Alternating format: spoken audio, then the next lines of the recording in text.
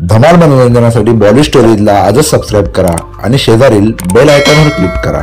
नमस्कार मित्रांनो, स्वागत आहे तुम्हा सर्वांचं बॉलिवूड स्टोरीज या आपल्या यूट्यूब चॅनलच्या आणखी एका नवीन व्हिडिओमध्ये।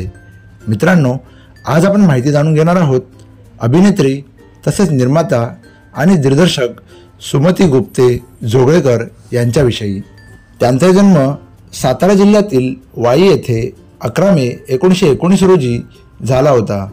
त्यांचे वडील बडोदा येथे न्यायाधीश असल्याने बालपण आणि शिक्षण बडोदा येथेच पार पडले होते। त्यांना अभिनयाची आवड असल्याने पदवी परीक्षा पास केल्यानंतर त्यांनी प्रभात फिल्म कंपनीमध्ये प्रवेश केला होता।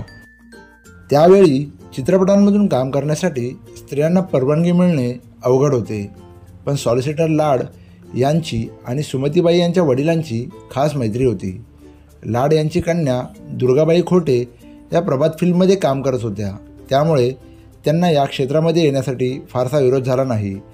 त्यांनी धाडस करून घरीच काढलेला स्वतःचा एक लहानसा फोटो व त्याच्यासोबत स्वतःची माहिती लिहून थेट व्ही शांताराम यांना प्रभात फिल्म कंपनीच्या पत्त्यावर पाठवून दिली आणि एके दिवशी प्रभात फिल्म कंपनीकडून त्यांना बोलावण्याचे पत्र आले। त्यावेळी व्ही शांताराम यांनी त्यांची चाचणी घेतली। वर्ष 1940मध्ये सुमतीबाईंना संत ज्ञानेश्वर चित्रपटामध्ये पहिली संधी मिळाली। या चित्रपटात संत ज्ञानेश्वरांवर मुकप्रेम करणाऱ्या नर्मदेचे काम त्यांना देण्यात आले होते। ज्ञानेश्वर महाराज नदीत स्नान करून परतताना उमटलेल्या त्यांच्या ओल्या पायांच्या ठशांवर हातांच्या ओझळीतून फुले वाहणे एवढेच त्यांना काम होते। फोटोजेनिक चेहरा असणारी एकमेव मराठी अभिनेत्री असा बाबूराव पाटलांसारख्या दिग्दर्शकांकडून त्यांना अभिप्राय मिळाला होता। प्रभात फिल्म कंपनीतील हे त्यांचे एकमेव काम। सरस्वती सिनेटोनचे दादासाहेब तोरणे यांनी सुमती यांना नवरदेव या चित्रपटामध्ये नायिकेची भूमिका दिली। वर्ष 1941मध्ये नवरदेव हा चित्रपट प्रदर्शित झाला। आचार्य अत्रेंनी सुमतीबाईंना नाट्यक्षेत्राकडे आणले। त्यांच्या लग्नाची बेडी या नाटकामध्ये सुमतीबाईंनी त्या भूमिकेचे अक्षरशः सोने केले। तसेच संशय कल्लोळमधील कृतिका देखील त्यांनी ठसक्याने रंगवली होती।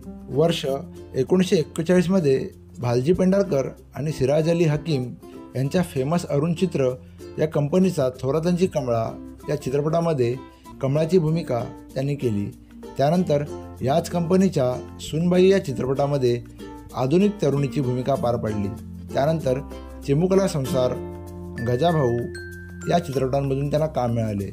या चित्रपटांचे जेव्हा काम सुरू होते त्यांचे दिग्दर्शन वसंत जोगळेकर हे करीत होते। इथे त्यांची ओळख होऊन दोघांनी विवाह केला। त्यांना मीरा, चंदा व मधुश्री अशा 3 मुली झाल्या।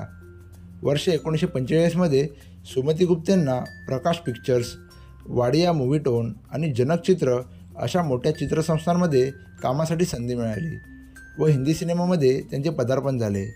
हमारा संसार, शरबती आखे व संतान यापैकी पहिल्या 2 चित्रपटामध्ये त्यांना सहनायिकेची भूमिका मिळाली। संतान या चित्रपटामध्ये त्यांनी नायिकेची भूमिका केली होती।